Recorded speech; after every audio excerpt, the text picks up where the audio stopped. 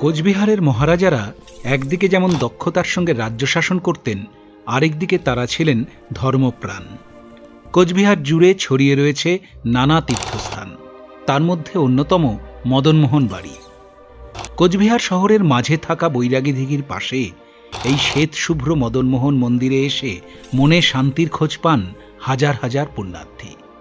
মদনমোহন হলেন কোচবিহারবাসীর ভরসাস্থল, তার কাছে সবাই আশ্রয় চান, অভয় চান।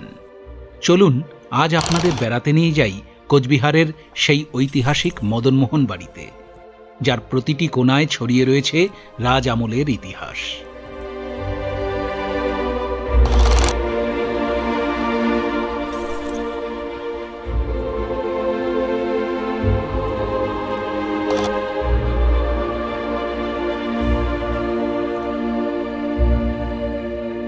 এখন আমরা দাঁড়িয়ে রয়েছি কোচবিহারের বৈরাগী দিঘির পারে। এই যে বৈরাগী দিঘি, একসময় বলা হতো মহারাজাদের আমলে এখানেই বৈরাগীদের আখড়া ছিল, সেই থেকে শুরু হয় এই দিঘির নামকরণ, যা বৈরাগী দিঘি।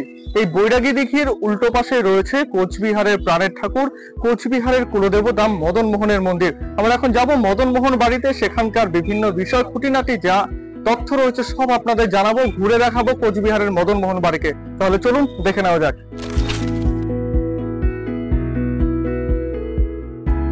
কোচবিহারে মদনমোহন বাড়িতে ঢোকার মুখেই রাস্তার পাশে আপনার নজর কাড়বে সারি সারি পাম গাছ।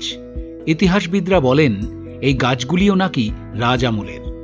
1885 সালে বৈরাগী দিঘি খনন করা হয়েছিল। তার পাশেই 1889 সালে মহারাজা নৃপেন্দ্রনারায়ণের আমলে মদনমোহন বাড়ি তৈরি হয়। 1890 সালে মদনমোহনের নামে মন্দিরটি উৎসর্গ করেছিলেন মহারাজা। তখন থেকে আজ পর্যন্ত একই নিয়মে মন্দিরে পূজিত হচ্ছেন কোচবিহারের কুলদেবতা। আমাদের সাথে এখন রয়েছেন এই কোচবিহারের মদনমোহন বাড়ি, এখানকার পুরোহিত শিবকুমার চক্রবর্তী। আমরা তার কাছ থেকে একবার জেনে নেওয়ার চেষ্টা করবো যে এখানকার প্রতিদিনের পুজোর নিয়ম কানুন কি কি রয়েছে। নমস্কার ঠাকুরমশাই, এই যে এখানে তো মদনমোহনের পাশাপাশি আরো বেশ কিছু ঠাকুর রয়েছেন যাদের পুজো হয়, কি কি নিয়ম কানুন রয়েছে আর কি?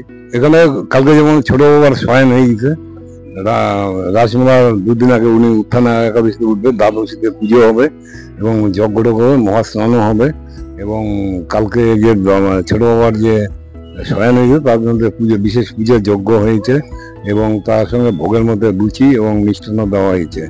বাবার শয়ন গেছে, উনি 3 মাস পরে উঠবেন, মানে রাজমেলার আগে 2 দিন আগে উঠবে এবং এখানে 2 মতে পূজা হয়, বৈষ্ণব মতে এবং তান্ত্রিক মতে। এখানে ডেইলি পূজা, ভোগ, বলি, জীবন সবই হচ্ছে। মা কালীর হচ্ছে বলি, মা তারার বলি হচ্ছে, যজ্ঞ, হোম সবকিছু এখানে হচ্ছে। আচ্ছা, এখানে কোন কোন ঠাকুরের পুজো হয়? এখানে যেমন ওইদিকে মা কালী মানে আনন্দময়ী দক্ষিণা কালী, তারপরে বাবা মদনমোহন, তারপরে মা তারা, অন্নপূর্ণা, কাত্যায়নী, মঙ্গলচণ্ডী, বিবর্তানী, সমস্ত বিগ্রহ এই ঘরেই আছেন। মা তারা করে সমস্ত শক্তি এখানে, আর লাস্ট হচ্ছে মা ভবানী দুর্গা। মদনমোহনের সাথে বিশেষ এক ধরনের সন্দেশের যোগ রয়েছে। এই যে দেখছেন থালা ভর্তি মাখা সন্দেশ, এই সন্দেশ কিন্তু আপনি মদনমোহন বাড়ি ছাড়া কোথাও পাবেন না। এই সন্দেশ দিয়েই মদনমোহনকে ভোগ দেন পুণ্যার্থীরা। সকাল 10টা থেকে রাত 8টা পর্যন্ত মন্দির খোলা থাকে, তবে দুপুর 2টো থেকে 4টে পর্যন্ত মন্দির খোলা থাকলেও তখন পুজোয় বিরতি। প্রতিদিন অন্নভোগ দেওয়া হয়। পুণ্যার্থীরা অন্নভোগ দিতে চাইলে সকাল 10টার মধ্যেই চাল, ডাল, সবজি সহ ভোগের সামগ্রী মন্দিরে জমা দিতে হবে। সন্দেশ দিয়ে পুজো দেওয়ার জন্য 10 টাকার একটি টিকিট সংগ্রহ করতে হয়। অন্নভোগের ক্ষেত্রে অবশ্য তা কিছুটা বেশি। এখানে প্রতিদিন বহু মানুষ ভোগের প্রসাদ গ্রহণ করার সুযোগ পান। ভালোই লেগেছে, কিন্তু আমাদের আসতে একটু দেরি হয়ে গেল, তাই জন্য ভালো করে দিতে পারলাম না। এখানে পুজো দিতে গেলে আমাদের অবশ্যই খুব একটু সকাল করে আসলে ভালো হয় আর কি। এর আগেও আসা হয়েছিল না প্রথমবার? হ্যাঁ, আগেও এসেছি আমরা। রাসমেলার সময় আমরা প্রতি বছরই আসি আর কি। কোথা থেকে এসেছেন আপনারা? আমরা কোকড়াঝাড় থেকে এসেছি। কি নাম আপনার? পৌলমী সাহা। আসছি কোকড়াঝাড় থেকে, আসাম, ওখান থেকে আসছি। এই মন্দিরের কথা আগে শুনেছি? হ্যাঁ হ্যাঁ হ্যাঁ, আগেও আসি, মানে আসা হয় মাঝে মাঝে, কোচবিহার আসলে আসা হয়, তো আসলাম, ভালোই লাগলো পুজো দিয়ে। ঠিক আছে। কি নাম আপনার? আমার নাম রিক্কন সাহা। মন্দিরের পাশেই একটি সরকারি স্টল রয়েছে, যেখান থেকে মদনমোহন বা কোচবিহার সম্পর্কিত বই, ছবি সংগ্রহ করতে পারেন পর্যটকরা। মদনমোহনের বর্তমান বিগ্রহটি অষ্টধাতু দিয়ে তৈরি। একসময় এটি সোনার বিগ্রহ ছিল, যদিও বহু বছর আগে তা চুরি হয়ে যায়। শুধু মদনমোহনই নয়, এখানে মা কালী, জয়তারা, মা ভবানীর নিত্য পুজো হয়। সেখানেও পুজো দেওয়ার জন্য পুণ্যার্থীরা ভিড় করেন। এখন চলছে মদনমোহনের পুজো। এই মদনমোহন বাড়ির ভেতরে 4টে মন্দির রয়েছে। প্রথমত মদনমোহনের যে মন্দির, কোচবিহারের কুলদেবতা মদনমোহন, তার পুজো তো হয়। তার পাশাপাশি এখানে কিন্তু রয়েছে কালী মন্দির, রয়েছে জয়তারা মন্দির এবং ভবানী মন্দির। এখানে প্রতিদিনই এই যে 4টি ঠাকুর, তাদের কিন্তু নিত্য পুজো হয়, বিশেষ ভোগ হয় এবং সকাল 10টা থেকে মোটামুটি রাতে 8টা পর্যন্ত কিন্তু এই মন্দির খোলা থাকে এবং সকালের দিকে সকাল 10টা থেকে 2টো এবং পরে 4টে থেকে 8টা পর্যন্ত যারা পুণ্যার্থী যারা আছেন তারা কিন্তু এখানে পুজো দেওয়ার সুযোগ পান।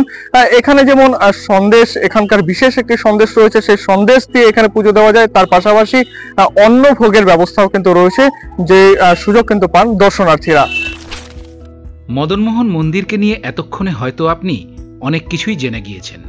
তাহলে চলুন এবার জেনে নেওয়া যাক এই মন্দির কিভাবে যাবেন। যদি আপনি কোচবিহারের বাইরে থেকে আসেন তাহলে নিশ্চয়ই বাস স্ট্যান্ডে নামবেন।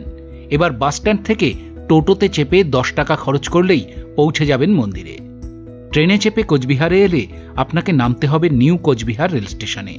সেখান থেকে টোটো কিংবা অটো চেপে কোচবিহার শহরে এসে দিব্যি চলে আসতে পারবেন মদনমোহন বাড়িতে। ও হ্যাঁ, আরেকটি বিষয় তো আপনাদের বলাই হয়নি। মদনমোহন মন্দিরের ভেতরে আরেকটি মন্দির রয়েছে, যার নাম কাঠামিয়া মন্দির।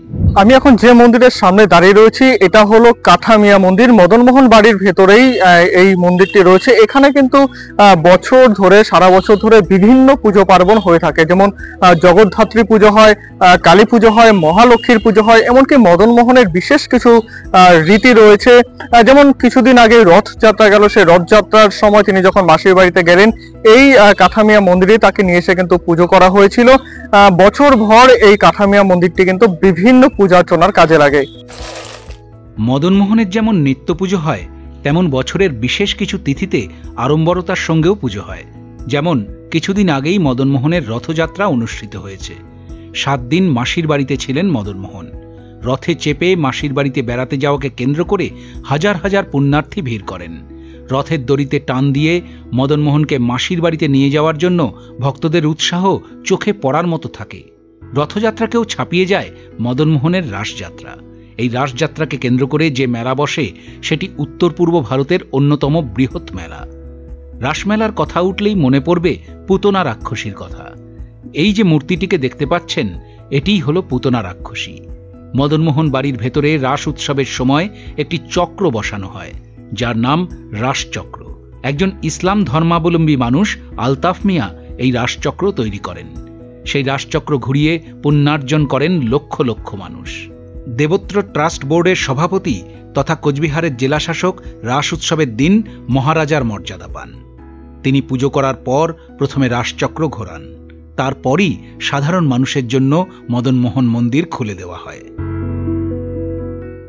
শ্বেতশুভ্র মদনমোহন বাড়িকে দিনের বেলায় দেখতে যতটা ভালো লাগে, রাতের বেলা যেন তার শোভা আরও বেড়ে যায়। সন্ধে এখানে প্রতিদিনই আরতি হয়। আরতি দেখার জন্যও বহু পুণ্যার্থী আসেন। শান্তির জায়গা বলা হয় মদনমোহন বাড়িকে। তাই কোচবিহারের মানুষ তো বটেই, বাইরের থেকে যারা আসেন, ভিন রাজ্য থেকে যারা আসেন বা ভিন জেলা থেকে যারা আসেন, তারা কিন্তু শান্তি খুঁজে পান এই কোচবিহারের মদনমোহন বাড়িতে। ক্যামেরায় জয়দেব দাসের সাথে শিবশঙ্কর সূত্রধরের রিপোর্ট, উত্তরবঙ্গ সংবাদ।